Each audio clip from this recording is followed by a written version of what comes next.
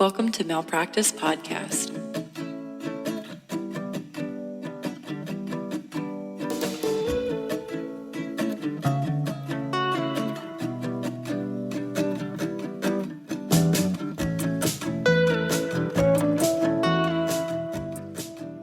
Hi, are you ready to start?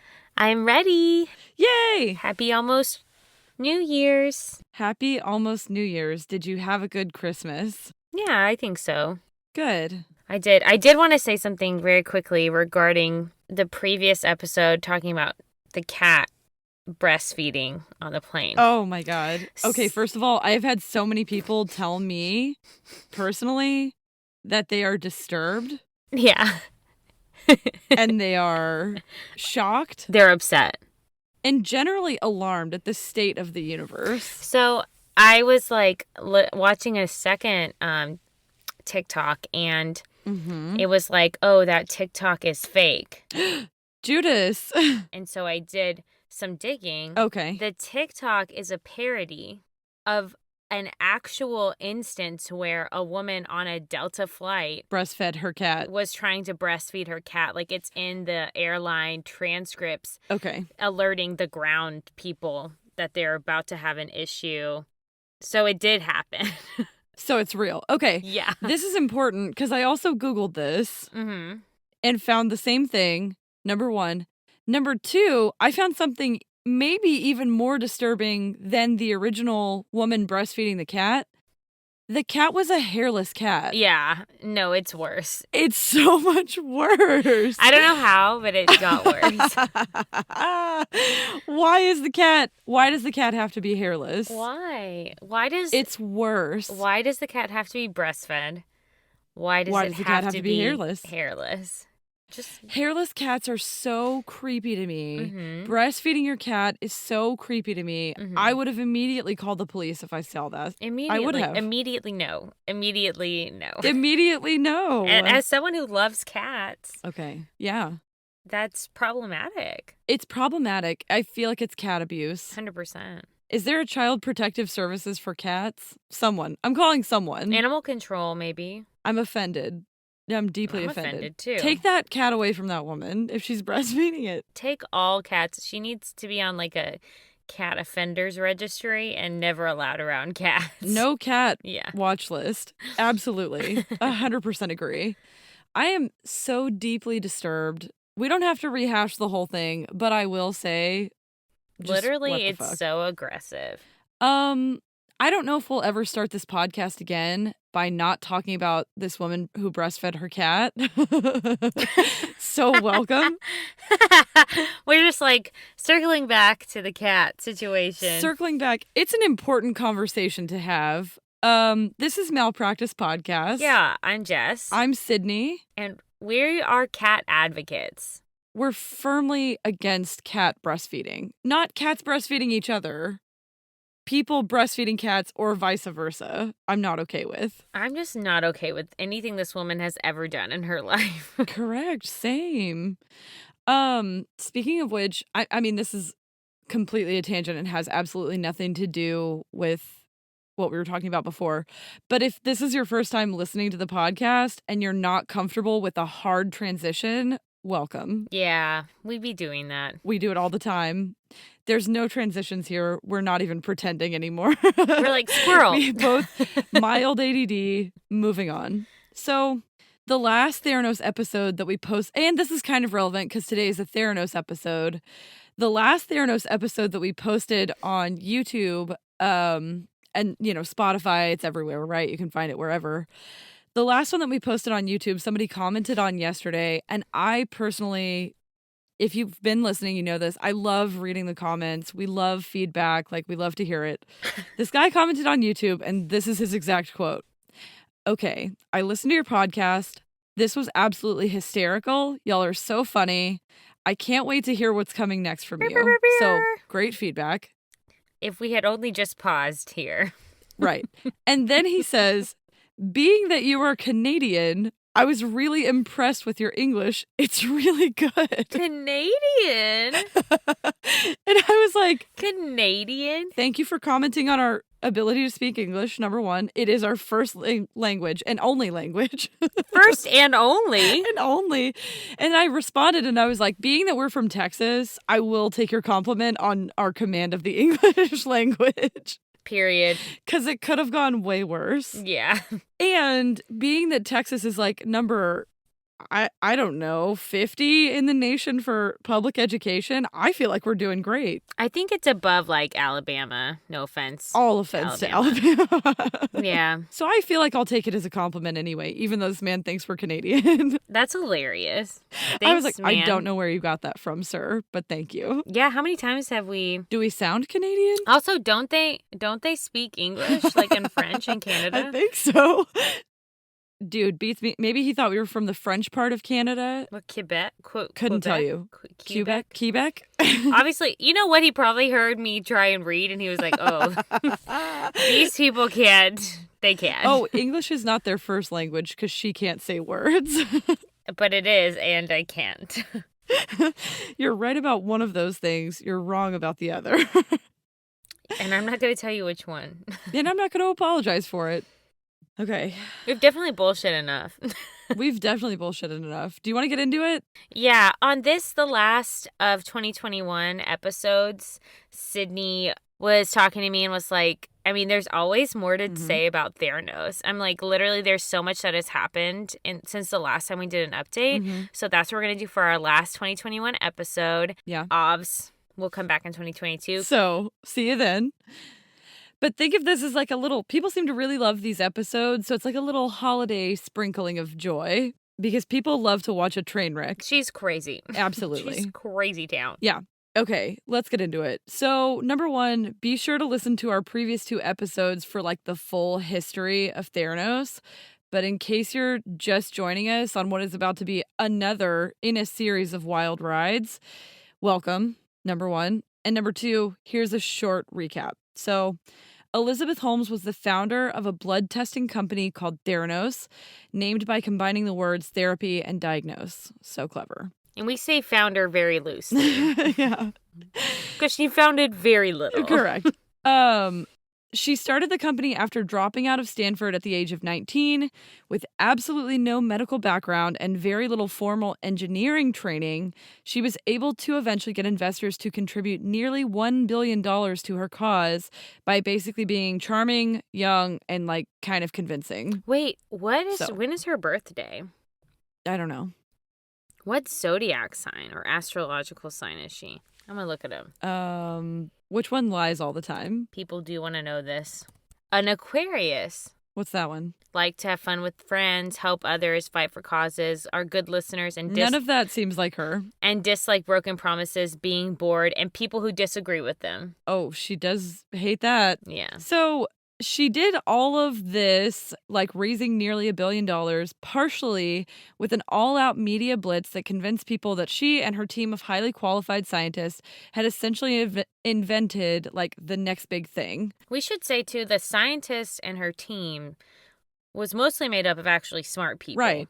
100%. Just she and her boyfriend of the time. Yes. Trash kebabs. And if you listen to the last episode, you'll hear the smart people on her team. And not that she isn't smart, because she's definitely smart. She's just a liar. In my opinion. She uses her brains for evil. Right. The smart people on her team told her that these problems existed. 100%. Because there was one giant problem with all of the things that she was touting and the investors who were spending a small fortune backing this science. It didn't actually exist. It never existed. So just a small flaw in the trash kebab that was Theranos. It doesn't exist. So in 2015, John Carreyrou, an investigative journalist for the Wall Street Journal, caught wind of what was going on and basically began to unravel the lies that Elizabeth Holmes was, quote unquote, like allegedly spinning. Theranos, once valued at $9 billion, went belly up in 2018 after regulatory crackdowns that led to them voiding 2 full years of blood testing results. You could hardly call them even results. Right. I mean, Just like blood withdrawals and poking around. right. And sending them to other companies. Like, Yeah. we talk in the other episodes about everything that was actually going on, but it's a mess. So now here we are after 3 months of testimony featuring 32 different witnesses. Both Holmes lawyers and federal prosecutors just gave their closing arguments a few days ago. And so since we did a part 2 and covered some of the trial, today we're going to do like a summary of everything that's happened since then. So, essentially, the case that the prosecution has been building over the past few months centers around the idea that Holmes intentionally deceived investors, intentionally deceived patients and commercial partners like Walgreens by faking demonstrations, misrepresenting the technology that Theranos actually had at the time, and falsifying data and reports about what was going on at Theranos to make them seem both revolutionary and all above board, meeting regulatory requirements and things like that, which they were not. Mm-hmm. Trash. Absolutely. So on the 23rd of this month, jurors began deliberating, and as of today, this recording, December 27th, they're on their 4th day of deliberations. And you read something that said they're going to start taking a break until... Yeah, they should be taking a break from the holidays. I don't know which day that they're starting the break, but that they would resume January 3rd. That's what I read. Okay, cool. I'm reaching out also as a PSA that I would love to be on a jury one day. Powers that be. Put Jessica on a jury, she will immediately convict them. Depends on a lot of things, but I will have a lot to say in the jury room. Not unfair. I would love to be the person who's like leading the jury where they ask, Madam Foreperson, how does the jury rule? I would love to be that person. Because what I couldn't do on a jury is sit there quietly. I know. Imagine. And what this jury did is not sit there quietly so far. They did not. This jury is wildin'. Even though they had to be, no offense, jury members, not that you're listening to this, living under a rock not to know about this, to be qualified to be on this jury. Yeah. They are very, very aware and asking a lot of questions and to hear things again. Which is fantastic. Yeah. Especially because I feel like the weeds and the nitty-gritty of this trial could get very boring if you weren't paying attention. So the jury is made up of 8 men and 4 women, and 3 of the jurors were already weirdly dismissed for different reasons. Like one of them was playing Sudoku. Listen to the last episode because we talk about it. Oh, yeah. But oh, yeah. It's been like a crazy ride already. And just as a reminder, Elizabeth Holmes is now facing 11 counts of criminal fraud and conspiracy to commit fraud. And so far, all of the charges center around the idea that she lied about Theranos' technology, she sought investments and business for her startup, and if convicted, she could potentially be facing up to 20 years in prison for each count of wire fraud. I don't think that will happen because I feel like white-collar criminals never get those kind of sentences, but I do think if she's found guilty, they might do it to, like, make an example out of her. I think she'll get, 20 years total.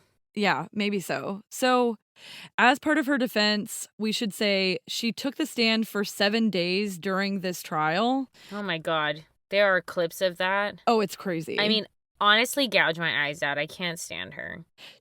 I can't. A lot. She's a lot to deal with. So far, her allegations have basically been that her boyfriend and business partner, whose name is Ramesh Sunny Balwani, controlled her diet, which...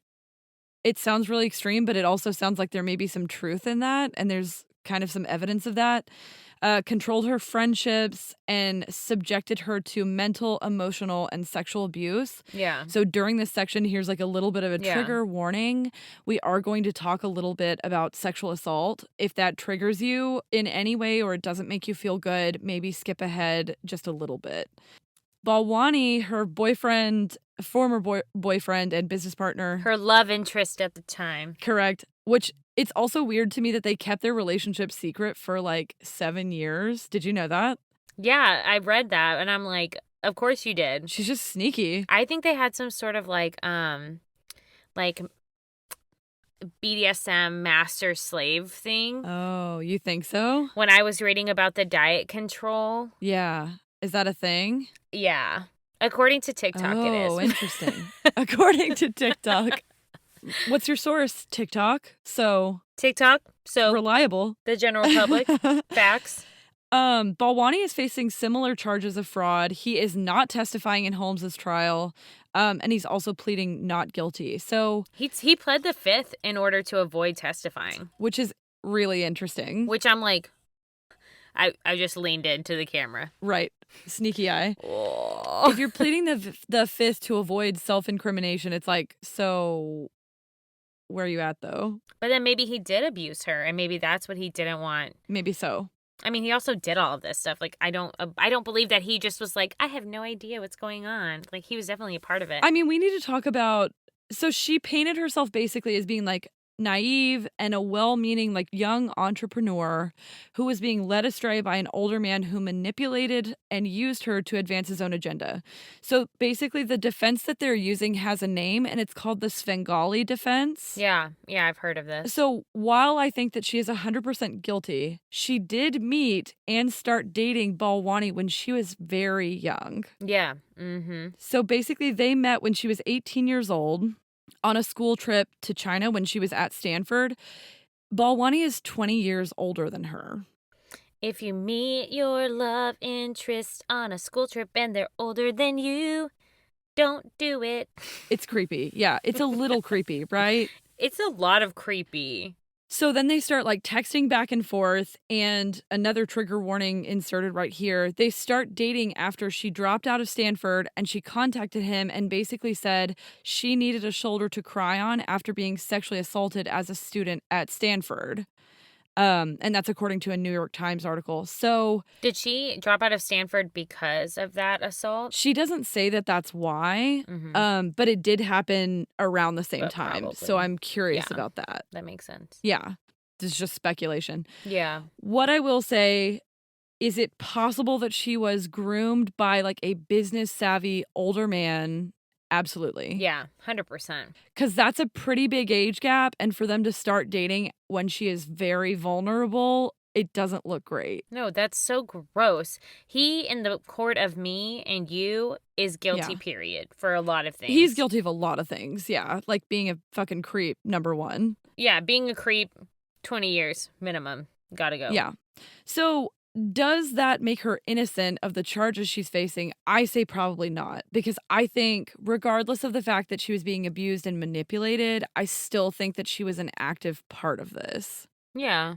And that's what the prosecution has to prove. Yeah, and I think that that's, from what I understand, that is what they did an okay job at doing. The prosecution is dismantling the idea that it matters. The defense did a good job of putting her up as a victim. I hate her defense. That's what I think. So she was on the stand and she basically said, this is a quote, "He would force me to have sex with him when I didn't want to because he would say that he wanted me to know he still loved me," is what she said. And she's like sobbing while this is happening. So I do think either she's a fantastic actress or there was real abuse going on. The problem is that she has proven herself to be such a Yes. liar that it becomes very difficult to believe Yes. her. I do agree with that. I always believe Yes. survivors, and I was like, She's lied about so much, yeah. but I guess you can be a liar and also have been assaulted, so You definitely can. Yeah, you definitely can. And it just makes it harder on everybody there was a else. witness that I don't think actually got called, but that the defense had prepared to testify, Oh, yeah. who said it was a friend of hers that said she could actually attest to emotional and physical abuse. I did see that.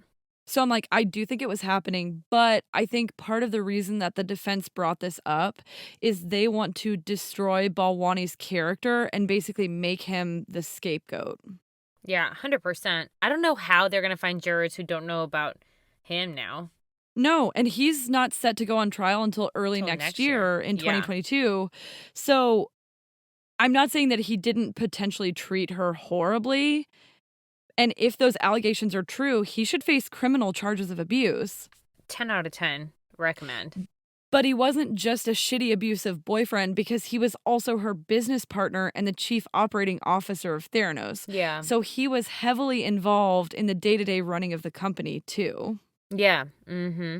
One of her lawyers, Lance Wade, said in his opening statement back in September, quote, "Trusting and relying on Mr. Balwani as her primary advisor was one of her mistakes." So they're arguing basically that, like, the Svengali defense, like he manipulated her. It was all his idea. Yeah. She was the front man, yes, but he was pushing her to do it. And several people have said that they did like a pretty compelling job of saying that. As part of her testimony, she basically said that she had, during the whole lead up of Theranos and while they were making money, she had this confident image of a successful, bright young leader, and that was all Balwani's idea. And that behind the scenes, he was incredibly controlling and abusive. During her 4th out of 7 days of testimony, she said, he told me that I didn't know what I was doing in business, that my convictions were wrong, and that he was astonished by my mediocrity, and that if I followed my instincts, I was going to fail. Which, if somebody says that to you, bye-bye. Bye. I think you would have to have very low self-esteem to stay in that relationship, right? Yeah. Because I would be like, I'm going to punch you, and then I'm going to leave. Yeah. Period. Later, tater. Later, tater. I just threw up a peace sign. Yeah, you did. So their relationship was also largely kept a secret from almost anyone during the entire time they were running Theranos. They actually lived together from 2009 to 2016, and allegedly almost no one knew that. That's so weird. How? It's so weird. They thought it would like damage their image if the CEO and the COO were like dating or sleeping together or whatever. This is what they thought would damage their image? Correct. As part of her defense, Holmes and her attorneys are alleging that she moved out in 2016 after finding out that there were major problems with Theranos and their technology during an inspection by government regulators. So they basically made it sound like she had been the face of the company for like 7 years without really knowing what was going on behind the scenes, and that Balwani was covering it up. So their goal is to basically paint her as like the puppet and say that Sunny was the puppeteer, and that when she found out that the machines had never worked, she got mad at him, moved out, and ended their relationship because she was like so horrified.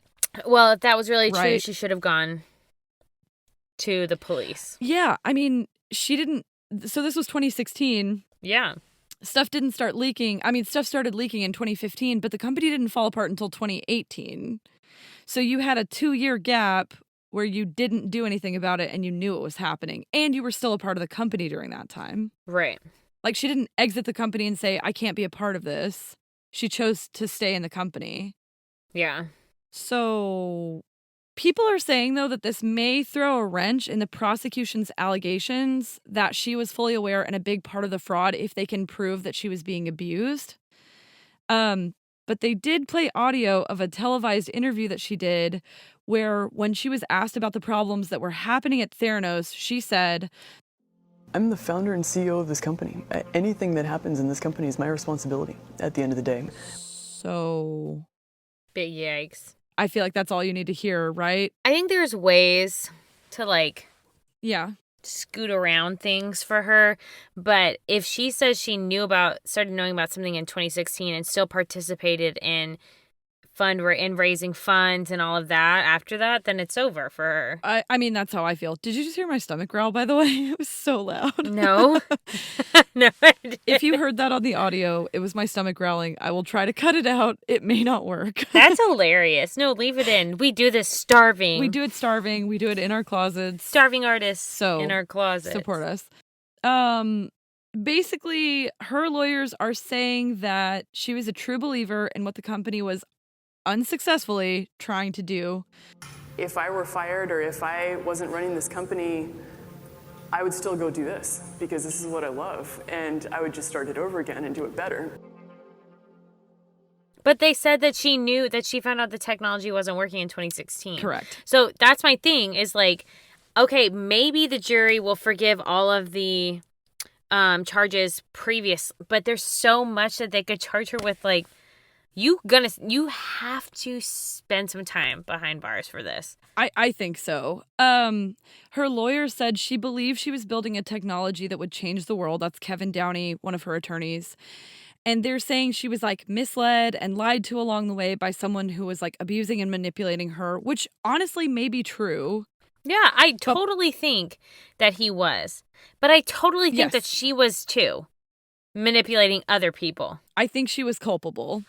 100%. And part of the problem and the reason that I see this backfiring is that employees of Theranos have testified that she was extremely hands-on. Yeah. They're like, she was present at every company meeting. She was taking charge of discussions with potential investors.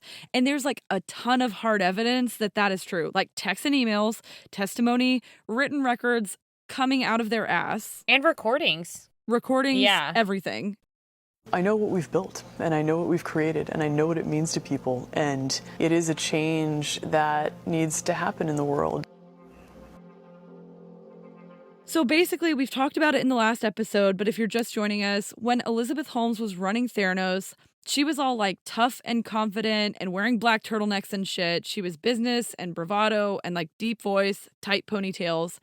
And now she's all like sweet and quiet and like withering flower, and she has a baby and she talks in a soft voice and she wears light blue all the time. It's crazy. So now that she's being held responsible for what she allegedly took part in, which was essentially stealing millions of dollars from investors and endangering the lives of patients who relied on her blood testing to make real life decisions about their health, she's all quiet and fragile. And I don't buy it. No. They try to make you likable on the stand, right? And I don't like her. Yeah, she's not likable. I mean, I find her extremely unlikable. I think she's gross. So I saw something about the jurors. So this is why I say these jurors are a fucking bop, y'all. So the jurors, they wanted to return and listen again to a recording that had been previously played. The recording of Holmes' conversation with investors that was secretly recorded by John Brian Tolbert of Hall Group. So she didn't know it was being recorded. Okay. And it was played during the trial, and the jurors came back to listen. Oh, interesting. Yeah, they requested to listen to it again as part of reviewing evidence. As part of the deliberation? Yeah, Okay. and Elizabeth is like allowed to be there, so she was there in the courtroom while they were listening again, and apparently, according to reporters, she was like staring at like watching the jury listen to it and trying to make eye contact with people and like trying to be like smiley or whatever when they would like make eye contact. Oh, yeah. Yeah. That's an interesting strategy because she also, her eyes are kind of cold and dead. And if I was her defense attorney, I would have been like, don't look at anyone.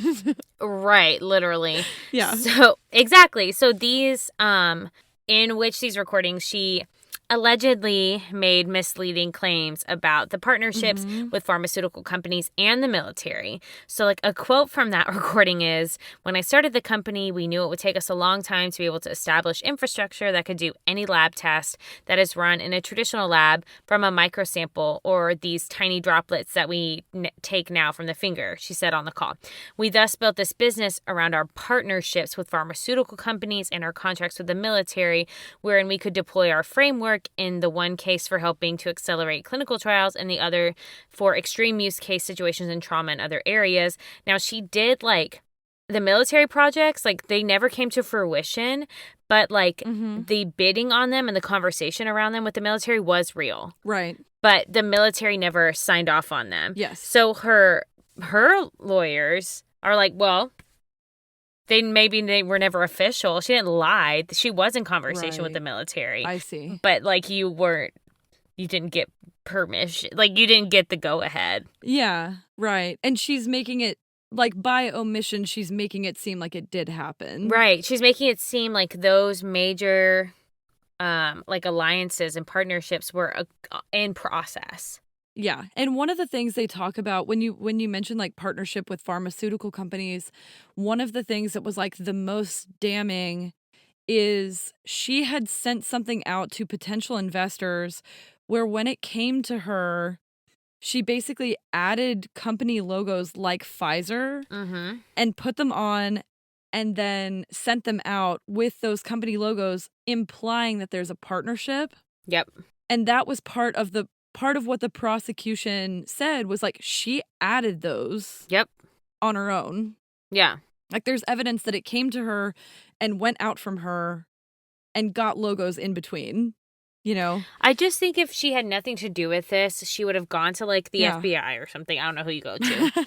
And then you say, look, I don't know, but sounds good. Ghostbusters, who are you going to call? So you go to the FBI and you're like, I didn't do this. He's doing this crazy stuff I just found out. Yeah. I would like to help you Report catch him in the act.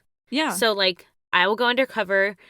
You can record. And then she would, Yeah. she's not an idiot. No, she's very smart. And that's part of the problem. Yeah. That's part of the reason why I worry so much that she'll get out of this is that she is very smart. So one of the things that the defense claims about like that document where she added the Pfizer logo, she also sent that back to Pfizer.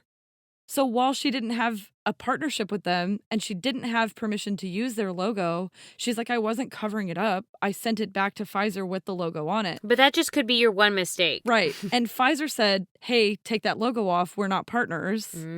But she had already sent it out to other people. So maybe she knew all they would do is say, take the logo off. She's like, oh, it's already done. Right. But I'm also glad to hear that the jury is taking it seriously enough to like re-listen to recordings and be really active about it. The jury is a bop, and I really so I was listening to some clips around the defense attorney and what they're saying, and I'm glad that they seem to be digging out of the mess, because like part of it is just There's so much layering on the nonsense, and it can be, to your earlier point, like just so dragging and boring and like whatever, but they don't seem to be fazed. Good. They're like really paying attention, which is especially awesome. like technical details, because one of the things that I had heard is in a trial where there's lots of technical details, it can be really easy for the jury to get bogged down and like stop paying attention, which makes sense, right? Me, I would be like, is she guilty? What do you think? I think yes. I'm pretty sure, like, I'm a scientist, and when they start talking about like parts per million required to do this testing, I would have been like, oh, sorry. That was me nodding my head, falling asleep. Well, mostly I just would like ignore the nonsense and be like, did it do the thing that they said it did? Did she tell people that it did it? And did she know that it didn't? Right. Yeah.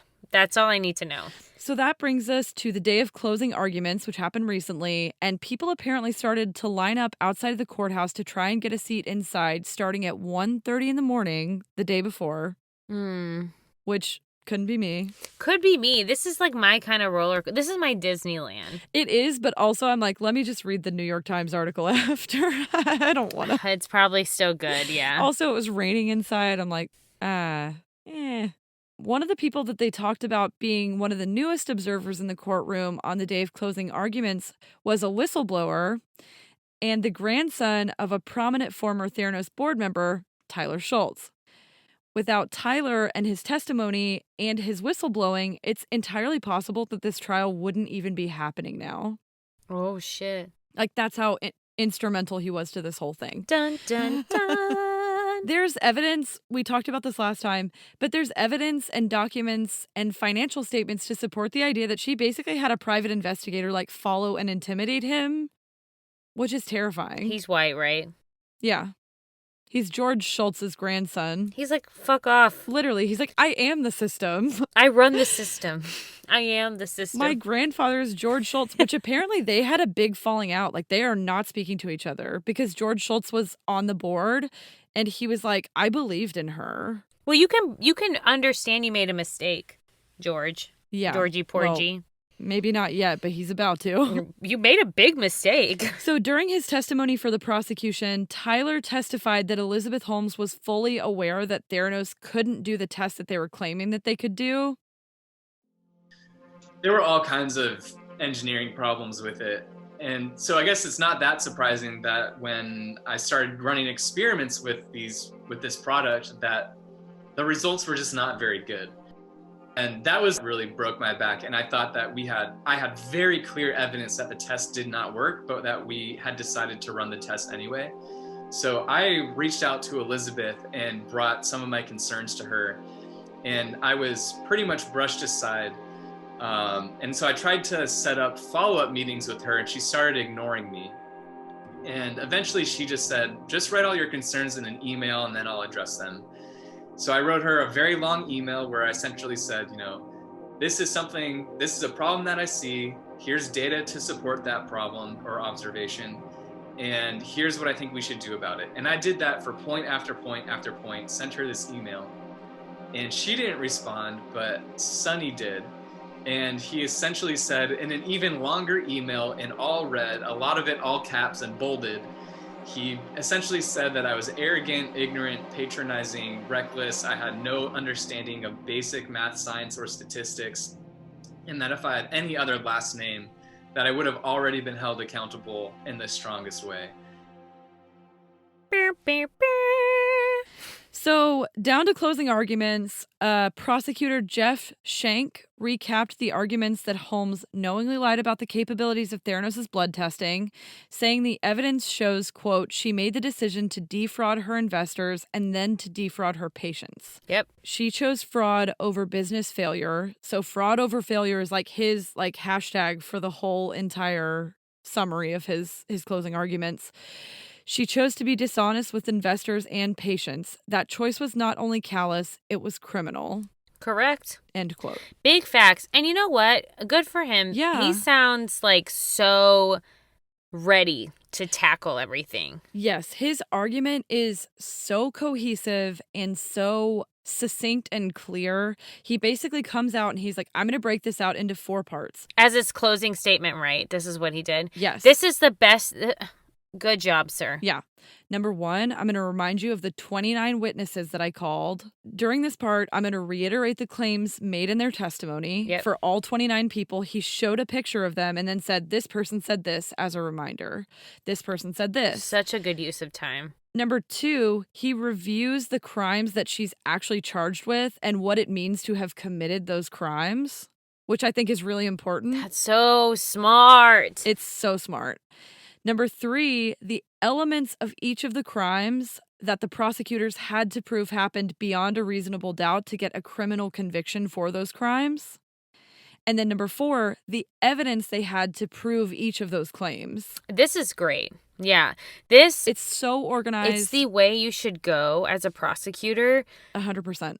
And I think the other thing is you can only be this well scripted and structured if you have the evidence that proves, right? Beyond a reasonable doubt. And that's what makes me so happy. It's like, here's all the evidence again. Right. And Cliff Notes. Here you go. Yes. And here's a picture. He's like, I don't have to bring anything new up. I'm just reminding you of what happened and reminding you of exactly what it means to be guilty of these things. Right. And that makes me very confident also in that fact that she did it. 100%. Because I feel like when you see a messy argument, it's when you're really stretching to make something seem true. Yes. Or when you're like feelings driven versus like, I'm not going to say anything. I'm just going to tell you. These are the facts. Exactly what you've already heard. These are the facts. This is all you need. I'm just reminding you. So basically, he's trying to prove conclusively that Elizabeth Holmes oversold the capabilities of Theranos Technologies in order to purposely defraud investors, that she made false claims in order to convince care providers like Walgreens and their patients that they should be using Theranos' blood testing devices. Mm-hmm. He said, quote, the story of Theranos is, in some ways, a tragedy. What happened to these investors and patients should not have happened. They should have been treated with honesty. Which... Mic drop. Case closed. Mic drop. Walk away. Mic freaking drop. He also played audio of Elizabeth Holmes making claims on recorded calls to investors, and he reminded the jury that those same investors had actually testified that they left these calls with the understanding that Theranos already possessed working technology to run nearly any blood test, which, as a reminder, they did not. They did not.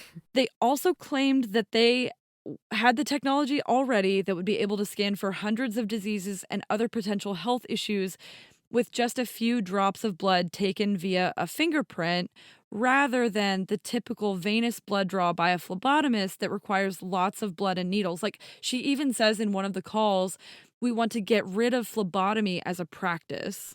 Again, that's me dropping the mic. Drop the mic.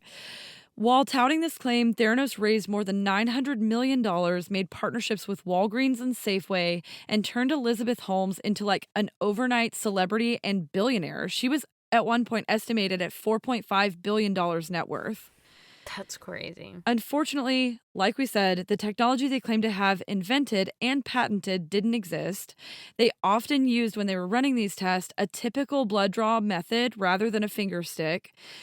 And depending on the number of tests the patient asked for, often used existing third-party testing devices in other companies' laboratories because Theranos couldn't actually do the tests that they were claiming they could do. Mm-hmm. And this is according to Theranos company records, like these exist. Mm-hmm. When they did use their own devices, there were often horrible inaccuracies that put real patients in terrible situations. And patients and lab employees have taken to the stand to testify about these matters. So we talked about this last episode. One person was mistakenly told they had HIV. Yeah. One pregnant woman was mistakenly told that she had lost her baby. Yeah. One man was mistakenly told that he had, I think it was colon or pancreas cancer. I think it was colon because, like, if you catch that early, right, that's how you survive. Exactly. Like, that's real serious. And so people are making health decisions based on these tests, which they said at the end of it, they said that in 2014, their estimate was that 25% of the tests were inaccurate. Why couldn't they just make claims about, like, anemia? And when I'm thinking about this too, I'm like, so what is the usefulness of this to the military on the battlefield? Which she said was actively being used. Like, oh, this person is shot and is also anemic, at risk for type 2 diabetes. Who cares? That is very strange. You know what I mean? No, I agree. And I was thinking about this earlier because I'm like, what would they have been in contracts for? I don't really know, but I know that between 2016 and 2018, she made some really bold claims about the military, about being able to trace Ebola. Oh, yeah. And scientists have come out and said it is physically impossible to do this number of tests on drops of blood. Like, physically, you cannot, the technology, the physics doesn't exist. Right. Why do they do, why? Whatever. Okay, and then in light of her accusations about abuse at the hands of Sunny Balwani, the prosecutor, Jeff Shank, basically told jurors not to be swayed by allegations of abuse, and he pushed back on their portrayal of her as like an earnest, inexperienced business person, saying that she was in fact in control the entire time. He said, "You don't need to decide whether the abuse happened in order to reach your verdict in this case." No, but I do think in a show of good faith, the prosecutor should file charges and investigate those claims. I think so too. Yeah. If Sunny Balwani did those things, he should be criminally prosecuted. Period. Mm-hmm. On the other side, Elizabeth Holmes' attorneys, Kevin Downey, started off his closing statements with, quote, "Elizabeth Holmes was building a business, not a criminal enterprise," end quote. And he had to start like that because people are confused because it was a criminal enterprise. They are confused because it was a criminal enterprise. Literally. He's like, the government provided a lot of evidence that things look bad, and she admitted to doing things that didn't look great. But once you see the whole picture, maybe they aren't so bad. Like, that was his whole entire argument. He's like, these aren't malicious actions. They were mistakes. I've heard that as a defense before. It's like, well, there's just a series of unfortunate mistakes versus... That's exactly right, yeah. Versus whatever, intentional. Yeah, part of his argument is that the government has to prove intent. Oh, yeah. They have to prove that she deliberately did this. And he's saying that she never meant to mislead or deceive anyone, including all of the investors, which is very contrary to the government's assertions. He pointed out all of the sophisticated, highly sought-after board members like Henry Kissinger, Tyler's grandfather, George Shultz, which is the former Secretary of State, former CDC Director William Fogg. To the jurors, he's asking them, if you were going to commit a crime, why would you put a board together that has these board members on it? Because I'm trying to commit a crime and I want it to look legit. I wanted to look legit. Exactly. Yeah. They gave her legitimacy by being a part of the board. I would only want board members like that. Right. And then it's like, once you have Henry Kissinger, who's going to be like, oh, no, not me. I'm too smart for that, right? That's exactly what you should do. He emphasized that the defense or the prosecution is not telling them the whole story. He's like, I'm telling you the whole story. They're trying to paint her in a negative light. I'm giving you all of the details, all of the nuance, all of the background that you need to really make a decision. He also argued that part of the jury's job is to answer the question of intent. What did she understand? What did she believe? And why did she do the things she did? He said, if you have a reasonable doubt about whether Miss Holmes committed any element of this offense, you should find her not guilty. But the burden of proof is on the prosecutor to prove it without a reasonable doubt. Well, they did. I mean, I think they did, but experts who have reviewed all of the defense's arguments say that they're pretty compelling, and they just might result in a jury holdout that leads to either a mistrial by a hung jury or an outright innocent verdict. I think, though, the fact that the jury's coming back and asking to hear things again is an indication that they're like, okay, well, let's go see her in 10 again. Let's hear it again. Yeah, I agree. Yeah. And hearing her talk in recordings, I feel like that's all you need to make a decision. And also the timing. If she says that she found out in 2016 and she held any conversations after 2016 or after that date, which we know she did, then that's it. Case closed. Like, case closed. Then you have all you need. Yeah, I think so too. So that's where we are. That's what we know about that. It's a super wild ride. We're 4 days of jury deliberations in. We will update you when we have a verdict. I'm so excited. I think she's going to be found guilty. I think she's going to be found guilty of some things. Yes. I don't think that she will go to jail for 20 years for 11 counts, whatever. I can't do math, but that's a lot of years. I don't think she'll go to jail for that. It's not possible. I would not be surprised if she did not necessarily get jail time for as long as I think she should get. I think I'm hoping 20 to 30 years at a minimum.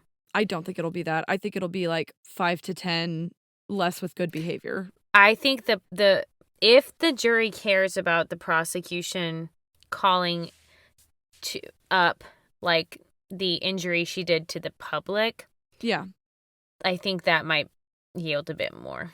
That's a good point, because it's important to note that like this didn't happen in a vacuum. She did these things and real people were affected by it. I know myself, right? So if I heard that she like defrauded Walgreens, I'm like, okay, well, Walgreens has a lot of fucking money, like, you know, whatever. But the problem and the impact it had on the regular everyday person just trying to figure out their life, like that makes me mad.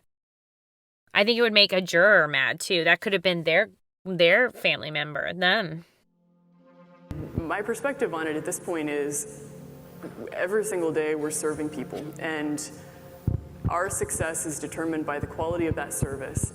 I think one thing that people resonate with is that at the end of the day, we're all human and we're all patients, and we all want access to this information. We all want better care. We all want lower costs, and there's so many universal truths.